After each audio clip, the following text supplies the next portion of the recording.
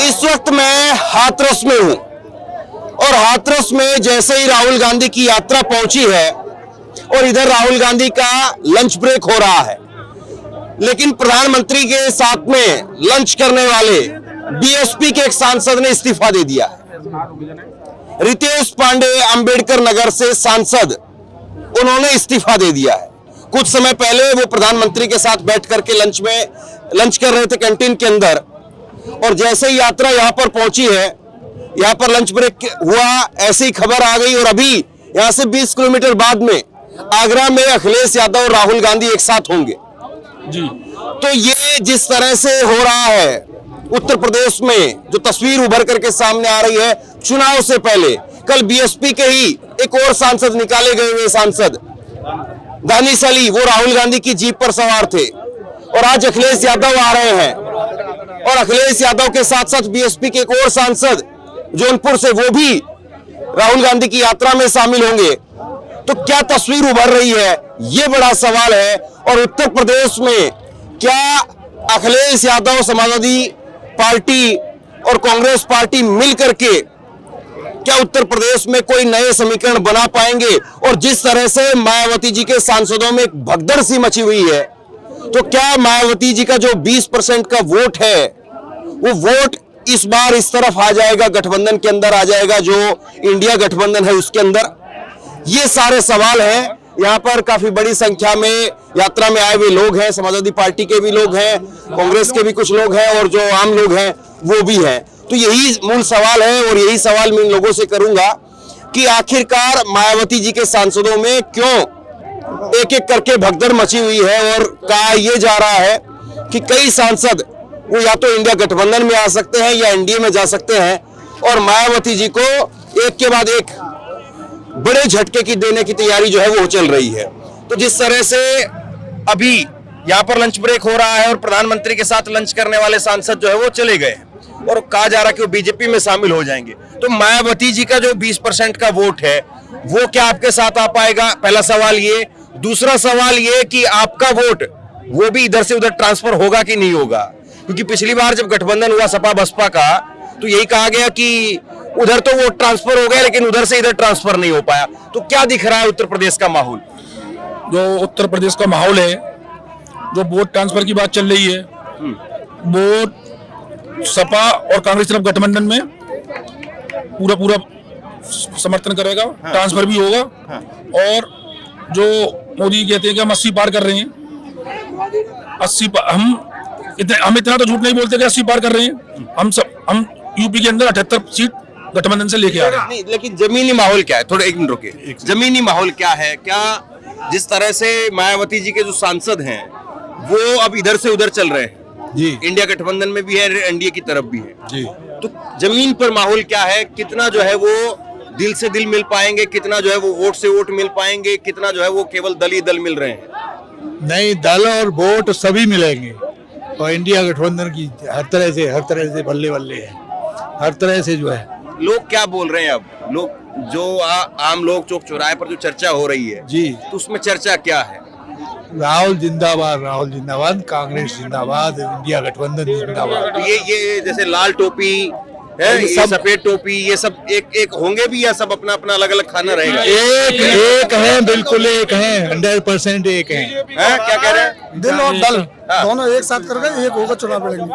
सभी दल एक लेकिन नारेबाजी नहीं, थोड़ी देर रुकिए। एक ही नहीं, होंगे। ये लेकिन जिस तरह से अखिलेश और राहुल पहले भी 2017 में साथ आए, लेकिन बात तो नहीं बन पाई।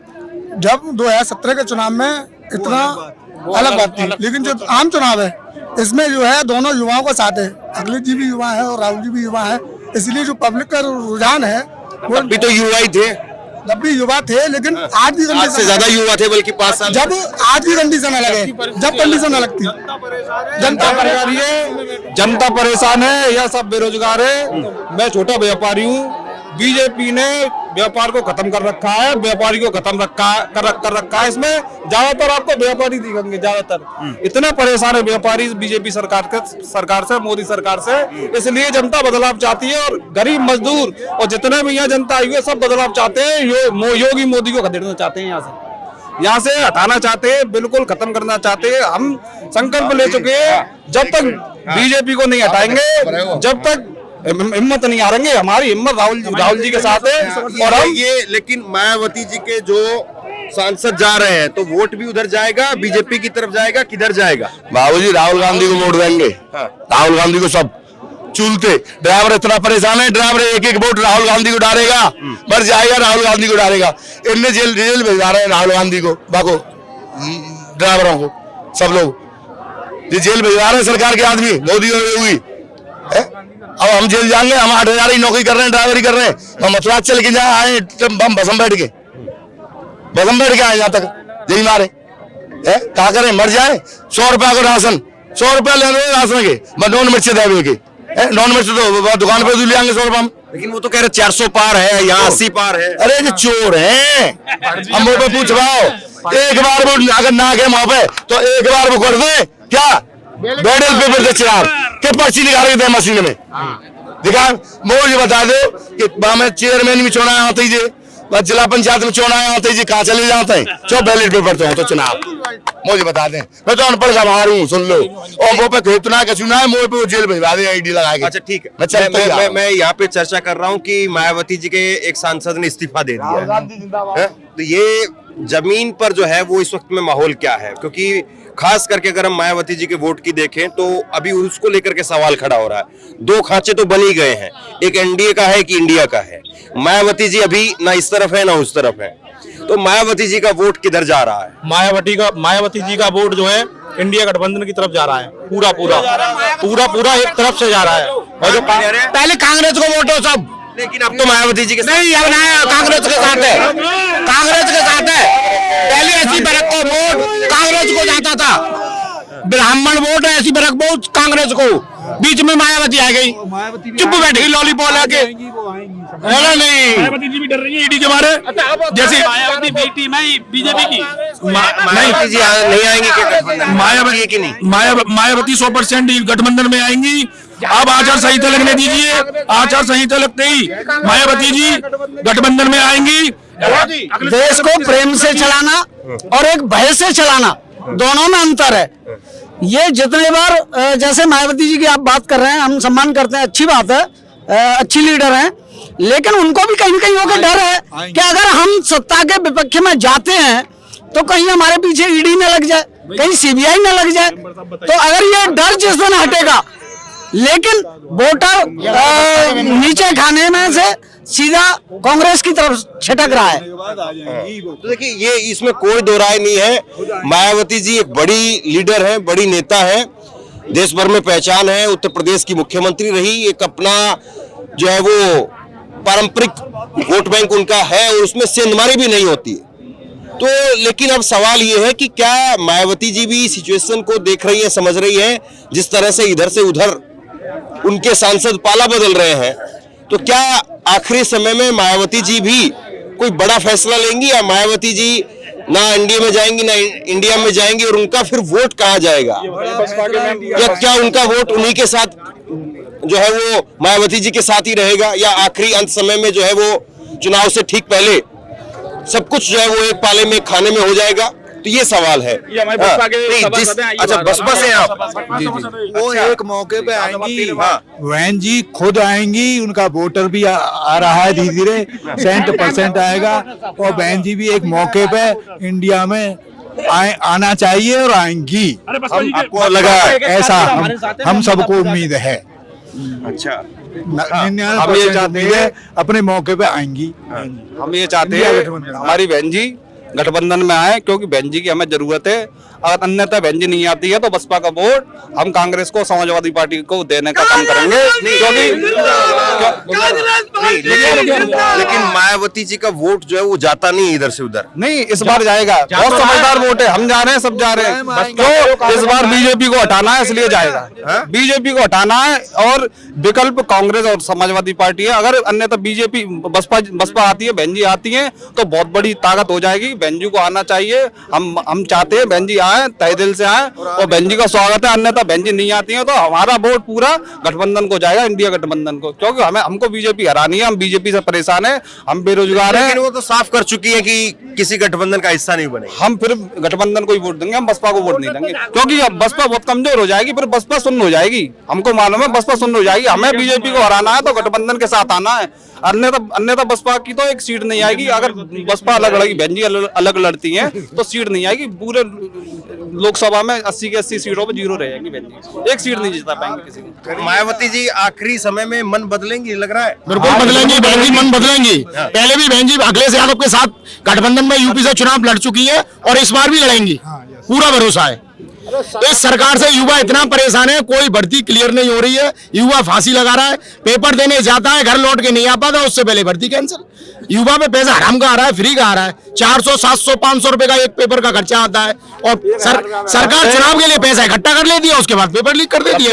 युवा बेरोजगार है, युवा बेरोजगार है, कहाँ से पैसे ला रहा है और भर्ती देख रहा है और फिर पेपर कैंसिल हो जा रहा है। युवा बेड़ी और ढकेल लगा रहा है। आज की डेट में MBA पास युवा ये सरकार ने हालत कर दी है और पता नहीं कैसे आने की कह रहे हैं, ईवीएम बंद कर जाए। जमीन पर जो है वो माहौल क्या सिर्फ दो खाने का है, इंडिया और एनडीए का, या अभी भी जो है वो तीसरी पार्टी मायावती जी को लोग जो है वो वोट करेंगे? नहीं करेंगे, नहीं करेंगे, नहीं करेंगे, नहीं करेंगे, अब वोट नहीं करेंगे।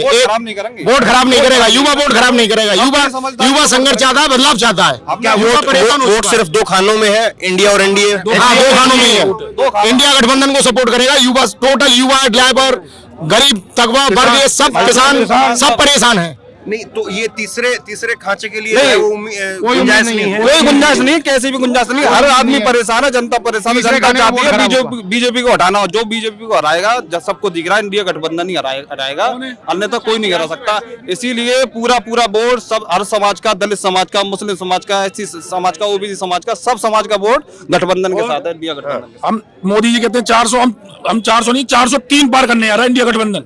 अरे अखिलेश जी वो तब विधानसभा में बोलते थे, अखिलेश जी बोलते थे, अब बोलेंगे कहां से? वो बेईमानी कराई थी हम चंडीगढ़ की बेईमानी। अखिलेश जी तो जब बोलेंगे हिम्मत है तो ईवीएम हटाओ, देश को बचाओ, बैलेट पेपर से चुनाव कराओ। जब बताएंगे 300 लाएंगे, 350 लाएंगे। बसपा का एक मेंबर हो रहा है, आप भी बसपा गए? समाजवादी पार्टी से अभी सपा से। तो ये हम जैसे बात ही कर रहे हैं, आपसे भी बात हुई ना शुरुआत में, तो मायावती जी के लिए क्या जो है वो समीकरण उत्तर प्रदेश में है? जी, बहन जी को इस समय गठबंधन की बहुत जरूरत है। अगर वो गठबंधन में नहीं आती है तो जैसे 2014 में शून्य थी, उसी तरह ही फिर शून्य हो जाएंगी। आज बहन जी को अगर पार्टी में बने रहना है, अपनी पार्टी को जिंदा रखनी है, तो उनको गठबंधन में आना पड़ेगा। क्या माहौल, क्या जमीनी हालात जो आप समझते हो? जमीनी तो यही है कि आज का जो है युवा जो परेशान है। 60,000 जो भर्ती निकाली थी वो जानबूझकर जो है भर्ती जो है पेपर लीक किया गया है। युवा परेशान है और आगे ये जो भर्ती में जो बच्चा है ये सरकार अब के बदलना चाहते हैं। ये भर्ती तो पैसा कमाने के लिए निकाली थी। ये भर्ती तो पैसा कमाने के लिए निकाली, लेकिन वो तो कह रहे हैं हमने भर्ती कैंसिल तो कर दी। भर्ती कैंसिल कर दी, कैंसिल होनी थी। अब ये बोल रहे हैं 6 महीने बाद भर्ती, इसका विचार किया जाएगा। अगर 6 महीने में भर्ती हो जाएगा, आपको उसको आज तक कोई भाजपा सरकार में कोई भर्ती क्लियर हुई नहीं है, ये भर्ती कहाँ से क्लियर होगी? सब टोटल भर्ती कैंसिल हुई है। एक आप मुझे एक भर्ती बता दो, कोई भर्ती क्लियर हुई हो तो इस सरकार में? ARO वाले बच्चे RO और ARO वाले बच्चे लखनऊ में प्रदर्शन कर रहे हैं अभी वो भी उनका पर्चा लीक हुआ था और ये पुलिस का भी हुआ। सबसे बड़ी बात तो ये है कि 6 महीने बाद फिर कराएगी, उसके बाद फिर लीक होगा। अच्छा, फिर इस पर ही एक्शन करना चाहिए। मान लो जो सिस्टम जिनको बना हुआ है इस तरीके से, क्यों लीक हो रहा है बार बार? तो परेशान बच्चा उनके अंदर ये है। लोग ये कहते हैं कि ये जो बेरोजगार वाली बात है, या पेपर लीक वाली बात है, या महंगाई वाली बात है, ये बात बोलने में तो जो है वो बनती है, लेकिन आखिरी समय में जब वोट देने की बात हो तो फिर बात जो है उधर ही चली जाती है। वो फिर बीजेपी की तरफ ही लोग चलते हैं। जब तक ईवीएम है, जब तक बीजेपी है, और जब तक ईवीएम नहीं रहेगी, जब तक बीजेपी नहीं रहेगी, ये निश्चित है। लोग बीजेपी को वोट नहीं करते। आप निचले स्तर पर देखिए, बीजेपी को कोई नहीं चाह रहा है। परेशान है आदमी इतना महंगाई से। जो सिलेंडर 400 रुपए में मिलता था, वो सिलेंडर आज 1200 रुपए मिल रहा है। आप फ्री राशन दे रहे हैं, समझ रहे? फ्री राशन पहले भी राशन मिलता था, 60 रुपए में 70 रुपए में राशन मिलता था। सिलेंडर पे कम तो कर दिया पैसा। कितना कर दिया बताओ? मिडिल क्लास है उसको तो इतना ही मिल रहा है। आपने उज्ज्वल योजना वाले उनको दे दिया, बस मिडिल क्लास है उसको तो उतना ही मिल रहा है। आज पेट्रोल देखिए क्या रेट चल रहा है। लेकिन ये सारी बातें तो अभी विधानसभा चुनाव में भी थी, अभी उत्तर प्रदेश में 2022 में। जब तक ईवीएम नहीं हटेगा, जब तक बीजेपी राज करेगी, ये निश्चित है। तो फिर ईवीएम के लिए यात्रा क्यों ना हो? ईवीएम के लिए दिल्ली में देखो कितना बड़ा आंदोलन चल रहा है, पर मीडिया लोग है ना उसको दिखाई नहीं रही है। उसमें काफी मीडिया ऐसी है कि जो मतलब बिल्कुल गुलाम हो चुकी है। लोगों का मिजाज अब इस वक्त में क्या बना हुआ है? अभी मिजाज मैं जमीनी स्तर आप देखोगे तो वो इंडिया गठबंधन की तरफ जा रहा है। और बात करो तुम बसपा की, तो बसपा में चंद्रशेखर आजाद आजाद समाजवादी पार्टी से जो दलित युवा वोट वर्ग है वो चंद्रशेखर आजाद की तरफ जा रहा है, क्योंकि उनको ये मालूम पड़ रहा है कि बसपा जो है मायावती वो बीजेपी की बी टीम बन चुकी है तरीके से। अगर ज्यादा बोलेंगी, पहले बहुत बोलती थी, उनको ईडी का नोटिस आया और बंद हो गई। तो इसलिए अब जो युवा वर्ग है, दलित वोट वर्ग उनका, वो चंद्रशेखर आजाद की तरफ जा रहा है। लेकिन मायावती जी का वोट सेंधमारी, उसमें सेंधमारी वो तो चंद्रशेखर आजाद है ना, हम युवा लोग उसके साथ हैं। महंगाई बात कर लो, 100 रुपए बढ़ाते हैं, महंगाई बताइए आप। 10 रुपए कम। पहले लोग 4 रुपए 10 रुपए मात्र सिलेंडर पे भरते थे, रोड सड़क पे आ जाते थे ये लोग बीजेपी वाले, और अभी देखो 100 रुपए एक साथ बढ़ जाते हैं और कोई कुछ नहीं। कुछ दिन बाद 10 रुपए कम करके जो बोलता है उसका किसी को नोटिस दे दिया, किसी को पुलिस के थ्रू वैसे करा दिया, वो करा दिया। तो एक हब ऐसा बना हुआ है जनता के अंदर, डर कैसा माहौल पैदा कर दिया है। तो ये नहीं, हम नहीं दिखाएंगे, वैसे ही आए यहाँ पे घूमने के लिए। नहीं, ये मैं ये थोड़ा समझने की कोशिश कर रहा हूँ। मायावती जी के एक सांसद ने इस्तीफा दे दिया है, तो ये मायावती जी के सांसद जो हैं वो इधर से उधर अभी भगदड़ के तौर पर दिख रहा है। क्या माहौल है जमीन स्तर पर? क्या तीसरी पार्टी के लिए है? एक मिनट रुको। जी जानती ना। हाँ, अरे तो कोई नहीं, वोट तो ये भी देते हैं। हाँ। वोट देते जी, बोलो। ये तो हमारे पीछे लाइन लगाते हैं आगे। अरे आप हम बता रहे हैं, जयंत सिंह चले गए लॉलीपॉप के चक्कर में, वो नहीं रहते, कोई मंत्री बना दूंगा, चलो लोग मंत्री बनते नहीं, कोई ना बनती और कौन मंत्री बना दे, द्वैनी की चलते है बीजेपी सरकार में, अमित शाह की, हम मोदी जी की। अभी जान बचाए के बारे तो मैं भाग जाऊंगा यहाँ से भीड़ में थे। मायावती के जमाने गए जब चलती शासन बढ़िया हो, 9 बजे पहुंचे तो अधिकारी याद करते हैं अभी भी उस चीज को। अच्छा, याद नहीं करते? जाटों के बच्चे लगे फौज में, पुलिस में, अब एक गुना लगो। अब वोट नहीं देंगे क्या जाटो? फिर देंगे, अपने हिसाब से देंगे। क्या हिसाब देखेंगे? सपा को देंगे, कांग्रेस को देंगे। मायावती जी ने फिर जी बताओ, रेल का स्टेशन, हवाई अड्डा कुछ है था, लेकिन मायावती जी ने अपना खुद का एक वोट खड़ा किया, ये भी सच है। कांग्रेस ने सब कुछ खड़ा कर दो, अब जी बेक में लग गए तुम लोग और जो। तो ये जमीन पर अभी क्या माहौल है? जमीन पर माहौल 10 साल में देश को बर्बाद कर दिया। किसान पहले बादाम लेकर खाता था, मूंगफली के पैसे नहीं।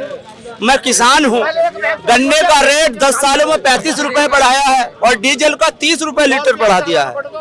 मेरे सरसों का रेट नहीं बढ़ा, मेरे गेहूं का रेट नहीं बढ़ा, मेरे धान का रेट नहीं बढ़ा, बर्बाद कर रख दिया है।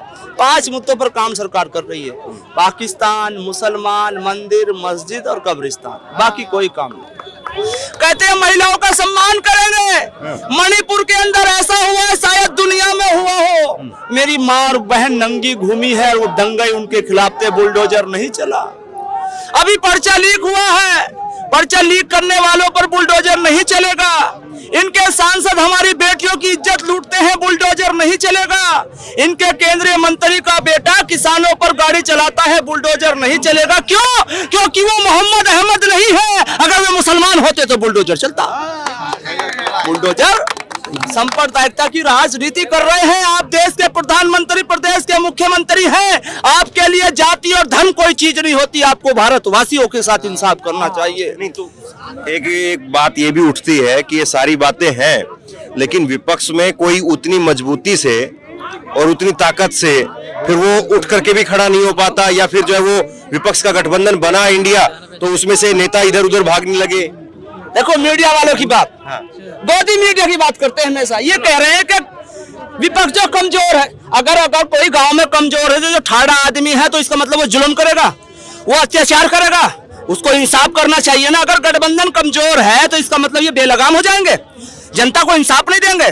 रोजगारों को रोजगार नहीं देंगे, किसानों को उसकी फसल का आएगा जो दुकान। अब ये सुनिए, आप सुनिए, आप बात क्यों काट रहे, पहले हमारी बात सुनिए। आप पूरी बोलिए। पूरी बोल रहा हूँ। अगर कोई आदमी ईमानदारी से काम करता है तो सामने वाला चाहे कितना कमजोर है, उसके हाथ में अगर तराजू हो तो इंसाफ करना चाहिए। आप कह रहे हैं गठबंधन की बात, जो गठबंधन से लोग भाग कर जा रहे हैं, मैं सीना ठोक कर कहता हूँ वो चोर है, वो लालची है, वो देश के दुश्मन है। उन्हें देश से और जनता से कोई नहीं लेना, अपनी कुर्सी से लेना है, अपनी दिल्ली की कोठी से लेना, बाकी कुछ उनसे नहीं लेना है। अरे कुछ जा रहेगा सुनो, और वो स्वर्गीय चौधरी चरण सिंह मसीहा है किसानों के, उनकी आत्मा जहां भी है वो किसानों के लिए काम करती है। स्वर्गीय चौधरी चरण सिंह और स्वर्गीय चौधरी अजीत सिंह ने किसानों के लिए कभी गलत नहीं किया, बल्कि अपनी कुर्सी गंवाई है। स्वर्गीय चौधरी चरण सिंह ऐसे नेता हुए हैं, मुझे अफसोस है जयंत चौधरी को आप स्वर्गीय चौधरी चरण सिंह का पोता ना कहें, बल्कि एक लाला कहें, बिजनेसमैन कहें। वो लाला है, वो कुर्सी के लिए, वो एमएलए आगे तो कल वापसी फिर आप ही के आएंगे तो उनकी सतबुद्धि होगी। सुबह का भूला घर शाम आ जाए तो कोई लाला नहीं कहेंगे। फिर क्या लाला,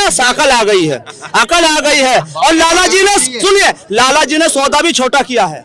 बड़ा सौदा करते, कहीं प्रदेश से मुख्यमंत्री की मांग करते तो हम मान जाते किसानों के मसीहा है। आ जाइए, अगर स्वर्गीय चौधरी चरण सिंह के पोते हैं आप, किसानों के सच्चे मसीहा हैं, तो आइए जयंत चौधरी जी। तो मोदी जी में झलक देख रहे हैं। ये हिंदू मुसलमान और ये किसान आपका स्वागत वैसे ही करेंगे जैसे पहला था, वरना आप बिल्कुल उस विरासत को खत्म करने जा रहे हैं जो स्वर्गीय चौधरी चरण सिंह और चौधरी अजीत सिंह ने बनाई थी। चलिए, तो ये अब बड़ा सवाल ये है कि जिस तरह से एनडीए के नेताओं इंडिया के नेताओं में से जो है वो निकलना शुरू हुआ, जयंत चौधरी निकले, उधर से नीतीश कुमार निकले, और अब इधर से उत्तर प्रदेश में मायावती जी के सांसदों का निकलना शुरू हो गया है। कुछ एनडीए में आ रहे हैं, कुछ इंडिया में जा रहे हैं। तो ये सवाल है कि क्या 2024 के चुनाव से पहले तीसरे दल के लिए कोई गुंजाइश भी है, या अब लोग समझ रहे हैं कि या तो एनडीए और या फिर इंडिया, और या इधर, और तीसरे दल की गुंजाइश नहीं है, इसीलिए जो है वो आज मायावती जी के सांसद ने इस्तीफा दे दिया है। लेकिन सवाल ये है कि ये आखिरी इस्तीफा है या इसके बाद में और लंबी लाइन है।